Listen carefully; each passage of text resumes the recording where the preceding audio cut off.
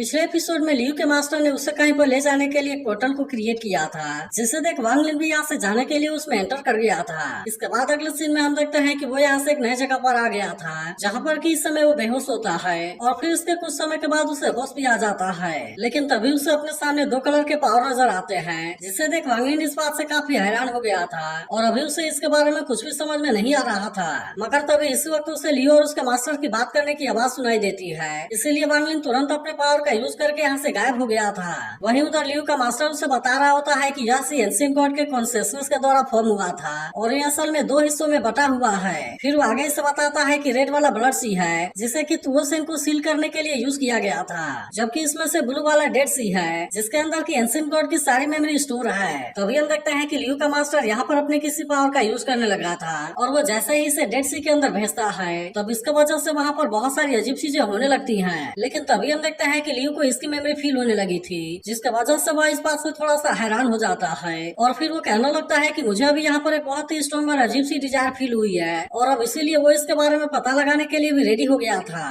तभी उसे पता चलता है कि यह तो असल में फियर की डिजायर है और अब इसीलिए इसके बारे में जानकर उसकी हैरानी और भी ज्यादा बढ़ जाती है। लेकिन तभी हम देखते हैं कि लियू का मास्टर बड़े अजीब तरीके से उसके तरफ देख रहा था और वो कहने लगता है कि तुम तो सच में एंशिएंट गॉड के 6 डिजायर को फील कर सकते हो, लेकिन असल में एंशिएंट गॉड्स के पास में पावरफुल डिजायर होते हैं और इसीलिए इसे साफ पाना किसी इंसान के लिए बहुत ही कठिन होता है। लेकिन फिर वो लियू से कहने लगता है कि तुम्हारी फिजिक बहुत ही स्पेशल है, इसीलिए मुझे लगता है कि अगर तुमने किसी तरह से इसे एब्जॉर्ब कर लिया, तब इस तरह से हम इसके पावर को बहुत ही आसानी से अचीव कर पाएंगे। जिसके बाद हम देखते हैं कि इसके बारे में सुनकर लियू भी इसके लिए काफी एक्साइटेड हो गया था और फिर वो अपने मास्टर से कहता है कि क्या अगर मेरी स्किल पूरी तरह से परफेक्ट है तो क्या उसके बाद मैं आपको यहाँ से बाहर ले जा पाऊंगा। तब इसके बारे में सुनते ही उसका मास्टर भी कहने लगता है कि हाँ सर बिल्कुल होगा और इसीलिए जैसे ही हमारे पास में एंशिएंट गॉड की पावर आ जाएगी, तब इसका यूज करके हम यहाँ से बहुत ही आसानी से बाहर जा पाएंगे और फिर उसके बाद से हमें तुओसेन के कंट्रोल में नहीं रहना होगा। इसके बाद वो लियू से कहने लगता है कि यह प्रोसेस इतना भी आसान नहीं होगा और इसमें तुम्हें बहुत ज्यादा दर्द होगा। लेकिन अभी भी हम देखते हैं कि लियू को इसके बारे में ज्यादा चिंता नहीं होती और वो अपने मास्टर से कहता है कि मैं आपके लिए कुछ भी करने के लिए रेडी हूँ। जिसके बाद हम देखते हैं कि लियू का मास्टर भी अब इसके लिए रेडी हो गया था और वो तुरंत ही अपने पावर का यूज करके यहाँ पर एंशिएंट गॉड के बोन को समन कर लेता है। लेकिन वहीं उधर वांग लिन भी चुपचाप यहाँ पर छुपा हुआ था और वो इनके ऐसे सारे हरकतों को देख रहा था। इसके बाद हम देखते हैं कि लियू का मास्टर यहाँ पर एंशिएंट गॉड बोन को यूज करने लगा था और उसके अलावा वो यहाँ पर अपने किसी फॉर्मेशन को भी एक्टिवेट कर देता है और वो लियू से कहता है कि मैं तुम्हारे प्रोटेक्शन के लिए यहाँ पर हूँ और इसीलिए अब तुम किसी भी चीज के बारे में चिंता न करना। मगर तभी हम देखते हैं कि वो इसके लिए अपने कॉन्शियसनेस को भी बर्न करने लगा था, जिसे देखते ही लियू इस बात से पूरी तरह हैरान हो जाता है और वो अपने मास्टर से कहता है कि आप ऐसा क्यों कर रहे हैं। लेकिन इस पर उसका मास्टर उससे कहता है कि तुम्हें इसके बारे में ज्यादा चिंता करने की जरूरत नहीं है, क्योंकि असल में अब हमारे पास में ज्यादा टाइम नहीं बचा है और इसीलिए एंशिएंट गॉड के डिजायर को एक्टिवेट करने के लिए यही सबसे फास्ट तरीका है। इसके बाद हम देखते हैं कि वो यहाँ पर एंशिएंट गॉड के हैंडबोन को यूज करने के लिए रेडी हो गया था, ताकि इस तरह से वो डिजायर को एब्जॉर्ब करने में लियू के हेल्प कर सके। जिसके बाद हम देखते हैं कि इस बात से लियू को अपने मास्टर के बारे में काफी चिंता होने लगती है। मगर वहीं उधर वांग लिन इसके सारे हरकतों को बड़े ध्यान से देख रहा था और फिर वो कहने लगता है मुझे ऐसा फील हो रहा है कि इस फॉर्मेशन के बारे में कोई ना कोई गड़बड़ जरूर है। तभी हम देखते हैं कि उधर लियू एंशिएंट गॉड के डिजायर को एब्जॉर्ब करने के लिए रेडी हो गया था, क्योंकि उसे लग रहा था कि उसका मास्टर उसके साथ में है और इसीलिए उसे बाकी चीजों के बारे में कोई भी चिंता नहीं करनी चाहिए। लेकिन असल में यह प्रोसेस इतना भी आसान नहीं होता और फिर लियू जैसे ही एंशिएंट गॉड के डिजायर को एब्जॉर्ब करने की कोशिश करता है, तब इसके वजह से उसके मास्टर की हालत भी काफी खराब होने लगी थी और इसके अलावा उसे इसमें बहुत ही ज्यादा दर्द भी हो रहा था। मगर वहीं उधर वांग लिन को अभी भी फॉर्मेशन के ऊपर डाउट था, इसीलिए वो इसके बारे में बहुत ही बारीकी से एनालाइज करने लगता है, जहाँ पर इसे पता चलता है कि यह तो असल में लाइफ एंड डेथ हेक्साग्राम है और इसीलिए अगर लियू इसका हेक्साग्राम है तो फिर उसे इसमें जरूर ही मरना होगा। जिसके बाद हम देखते हैं कि वांग लिन को इसके बारे में सारी चीजें समझ में आ गई थी और इसीलिए वो हैरान होता है कि क्या लियू का मास्टर उसे सच में मार देगा। तभी हम देखते हैं कि लियू एंशिएंट गॉड के डिजायर को एब्जॉर्ब करने में कामयाब हो गया था और इसीलिए वो बड़ा खुश होते हुए इसके बारे में अपने मास्टर को बताने के लिए जाता है। मगर तभी अचानक से हम देखते हैं कि उसका मास्टर ने हैंडबोन का यूज करके उसे बहुत ही बुरे तरीके से इंजर्ड कर दिया था, जिसके बारे में जानकर लियू इस बात से काफी उदास हो गया था, क्योंकि उसने कभी भी नहीं सोचा था कि उसका मास्टर उसके साथ में ऐसा करेगा। लेकिन वहीं उधर लियू के मास्टर को इसके बारे में कोई भी चिंता नहीं होती और वो अपने मकसद में कामयाब होने के लिए इसे सेक्रीफाइस करने के लिए भी रेडी हो गया था। तभी अचानक से हम देखते हैं कि वो इसके ऊपर अपने किसी पावर का भी यूज करने के लिए रेडी हो गया था, जिससे कि सौंप पाना लियू के लिए भी इतना आसान बात नहीं होता और अब इसके वजह से उसे इसमें बहुत ही ज्यादा दर्द होने लगता है। लेकिन वही लियू के मास्टर को इस बात से कोई भी मतलब नहीं होता और फिर वो इसके सामने आकर खड़ा हो जाता है। जिसके बाद लियू उससे कहता है कि मास्टर आज आपने मेरे साथ में ऐसा क्यों कर दिया, लेकिन अभी भी इसके मास्टर को इसके ऊपर थोड़ी सी भी दया नहीं आती और फिर वो तुरंत ही अपने हैंडगन का यूज करके इसके अंदर से किसी क्रिस्टल को बाहर निकाल लेता है। इसके बाद हम देखते हैं कि वो बिना किसी देरी के इसे डेड सी के ऊपर यूज करने लगा था, जहाँ पर कि अब डेड सी के अंदर से बहुत सारी पावर बाहर आने लगी थी और वो सीधे इस क्रिस्टल के अंदर जमा होने लगती है। तब इसे देख लियू का मास्टर कहने लगता है कि आज से 4000 साल पहले मैं भी एक कैजुअल कल्टीवेटर था, लेकिन फिर गलती से मैं कॉन्शियसनेस के डेड सी में एंटर कर गया और क्योंकि मेरे पास में स्पेशल डिजायर टेक्निक है जिसके वजह से मैंने यहाँ पर छुपे हुए सीक्रेट के बारे में पता लगा लिया। फिर वो कहने लगता है कि एंशिएंट कोड की मेमोरी बहुत ही स्पेशल है जिससे कि हर कल्टीवेटर हासिल नहीं कर पाता। फिर वो आगे कहता है कि मैं कई बार यहाँ आकर बाहर चला गया हूँ और उस तरह से मैंने सुवांटियन डेमोनिक डिजायर टेक्निक को क्रिएट किया ताकि इस तरह से मैं तुम्हें एंशिएंट कोड उसी के लिए गाइड के रूप में यूज कर सकूं। इसीलिए आज मैंने तुम्हें यूज करके मेमोरी क्रिस्टल को रिफाइन कर लिया और उस तरह से इसमें एंशिएंट कोड की मेमोरी आ गई है। फिर वो कहने लगता है लेकिन इसे हासिल कर पाना इतना भी आसान नहीं था क्योंकि एंशिएंट कोड के 6 डिजायर को एब्जॉर्ब करने के लिए स्पेशल फिजिक्स की जरूरत होती है और इसीलिए ही मैं किसी कंटेनर के तलाश में था। फिर हमें पता चलता है कि एक दिन इसकी मुलाकात लियू से हुई और फिर उसने इसे 6 डिजायर डिमन किंग का नाम दे दिया। जिसके बाद हम देखते हैं कि लियू इसके गाइडेंस में बहुत ही अच्छे से कल्टीवेशन करने लगा और वो धीरे धीरे इसमें बहुत ही कामयाब हो गया। फिर वो कहने लगता है कि मैं पिछले बार तुम्हारे साथ में यहाँ पर आया था लेकिन वहाँ पर अचानक से किसी ने मेरे ऊपर अटैक कर दिया और फिर इस तरह से मुझे तुओसन के सीक्रेट के बारे में पता चला। जिसके बाद हम देखते हैं कि वहाँ पर वो तुओसन के कंट्रोल में रहने लगा और फिर इस तरह से वो लियू से मिलने का इंतजार करने लगा। अब इसके बारे में वो लियू को बताते हुए कहता है कि तुमने मुझे बिल्कुल भी निराश नहीं किया और मैं तो इस मौके का बहुत ही लंबे समय से इंतजार कर रहा था। जिसके बाद हम देखते हैं कि ऐसी बात सुनकर लियू इस बात से काफी उदास हो गया था और फिर वो अपने मास्टर से कहने लगता है कि आखिरकार आपने मेरे साथ में ऐसा क्यों किया, क्योंकि मैंने कभी भी ऐसा नहीं सोचा था कि आप मुझे केवल मोहरे के रूप में यूज करेंगे। तब इस पर उसका मास्टर कहता है कि अगर तुम इसके बारे में जानना ही चाहते हो तो मैं तुम्हें इसके बारे में बता ही देता हूँ। और फिर वो कहने लगता है कि मैं किसी भी तरह से मेमोरी के इनहेरिटेंस को हासिल करना चाहता था क्योंकि अब यहाँ से निकलने के लिए इसके अलावा मेरे पास में कोई और रास्ता नहीं है। इसके बाद हम देखते हैं कि लियू का मास्टर जोर जोर से हंसने लगा था और कहता है कि फाइनली अब मैं यहाँ से बाहर जा पाऊंगा। वहीं उधर जख्मी होने की वजह से लियू की हालत और भी ज्यादा खराब होने लगती है। इसके अलावा हम देखते हैं कि वो अपने मास्टर के ऐसे बातों से काफी उदास भी हो गया था और फिर वो अपने मास्टर से कहने लगता है कि मैंने तो आपके लिए पता नहीं क्या क्या किया और उसके अलावा मैंने हर तरह के इविल काम को भी किया है, जबकि इसके बाद भी इन सारी चीजों का कोई भी फायदा नहीं हुआ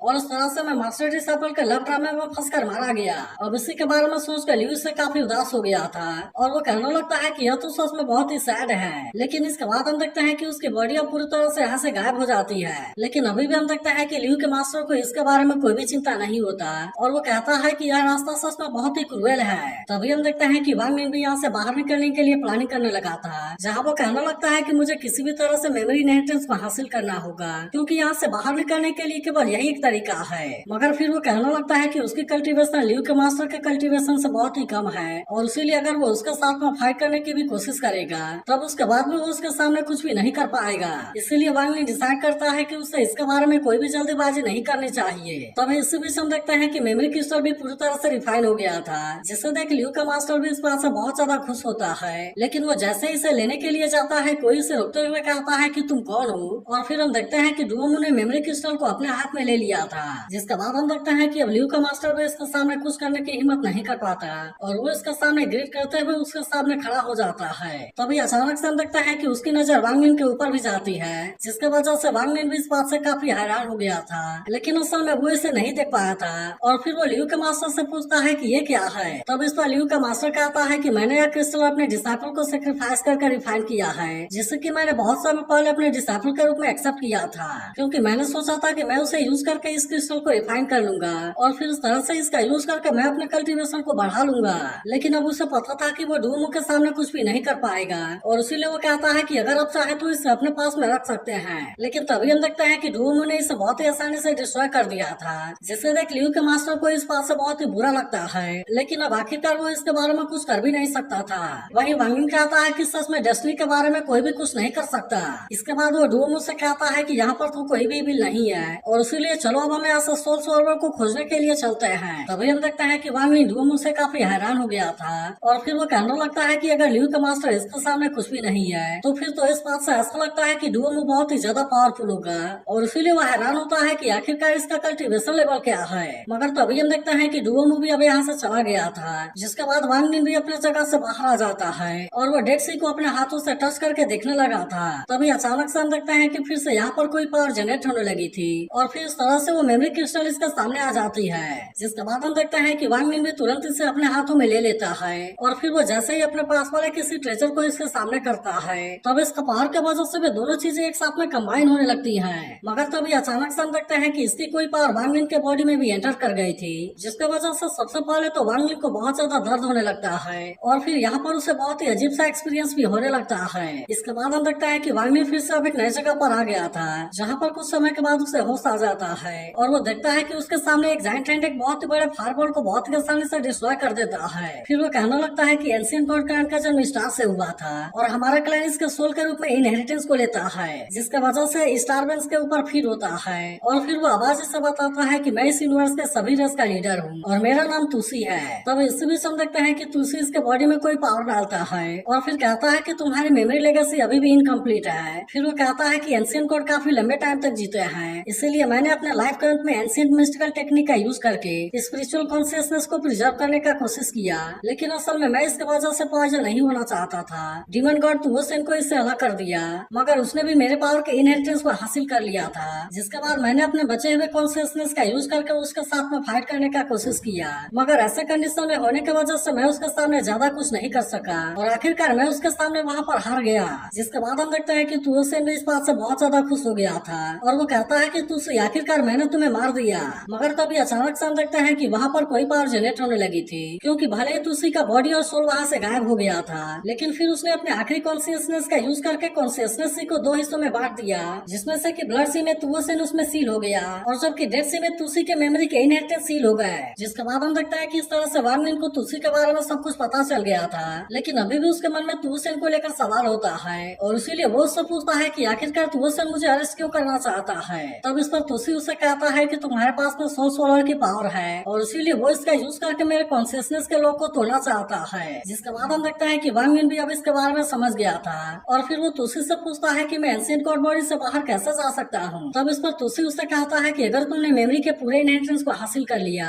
तब इस तरह से तुम यहाँ से बहुत ही आसानी से कहीं भी ट्रेवल कर पाओगे। अब इतनी बात कहने के बाद वो उससे कहता है कि तुम मेरे इनहेरिटर हो और हमें मेमोरी इनहेरिटेंस को किसी भी तरह से तुवोसेन के हाथ में नहीं जाने देना होगा, नहीं तो ऐसा होने के बाद हम उसे किसी भी तरह से नहीं रोक पाएंगे, क्योंकि इसे हासिल करने के बाद तुवोसेन रियल एंशिएंट गॉड बन जाएगा और फिर वो हेवन एंड अर्थ के सारे क्रिएचर को डिस्ट्रॉय कर देगा। अब इतनी बात कहने के बाद हम देखते हैं कि तुलसी इसके बॉडी में बहुत सारी पावर डालने लगता है और कहता है कि मैंने जो तुमसे कहा उसके बारे में याद रखना। जिसके बाद हम देखते हैं कि इसके बारे में जानकर वांग लिन भी इसके लिए रेडी हो गया था और वो कहता है कि मैं आपके बातों को याद रखूंगा। इसके बाद हम देखते हैं कि वांग लिन यहाँ से फास्ट स्पीड से फ्लाई करते हुए जाने लगा था, जहाँ वो कहने लगता है कि मेमोरी की कंप्लीट इनहेरिटेंस डेड सी के अंदर कहीं पर छुपी हुई है और इसीलिए वांग लिन भी डिसाइड कर लेता है कि वो इसे पाकर रहेगा। मगर तभी हम देखते हैं कि इसके बढ़े हुए स्पीड की वजह से ली वो काफी हैरान हो गया था और वो कहने लगता है कि मास्टर अब तो आपकी स्पीड काफी बढ़ गई है और इसीलिए कहीं ऐसा तो नहीं कि आपकी कल्टीवेशन फिर से इम्प्रूव हो गई है। लेकिन हम देखते हैं कि वांग लिन इस पर कोई भी जवाब नहीं देता, जिसके बाद ली वो कहने लगता है कि अगर आपकी कल्टीवेशन बढ़ गई है तो हम उनको मार क्यों नहीं देते।